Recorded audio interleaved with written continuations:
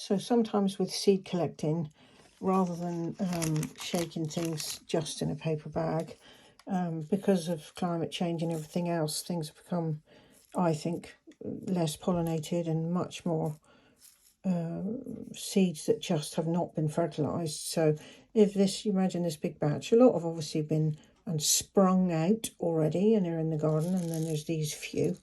But I'd like to look at them a bit closer. So this is just a battery magnifier that I lean over and use for different things. And this is a USB digital microscope, only up to 450 though, so it's not that big.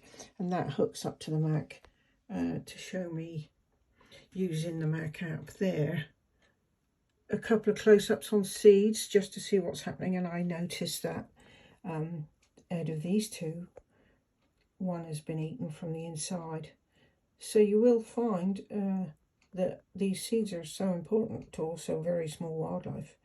And I have actually obviously just found a caterpillar as well. So it's important to leave some seeds because not only are they used for the birds, but they're used for the creatures as little tiny creatures as well. So anyway, I just thought that might be of interest to people who garden for wildlife.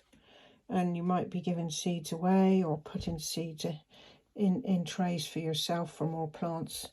Just leave some for wildlife. So yeah, I do find that really interesting. You can see the viable seed on the right, which means that's going to germinate and it's got everything it needs inside it. And the other seed here, with my finger, with a beautiful, perfect hole in it. Very cool indeed.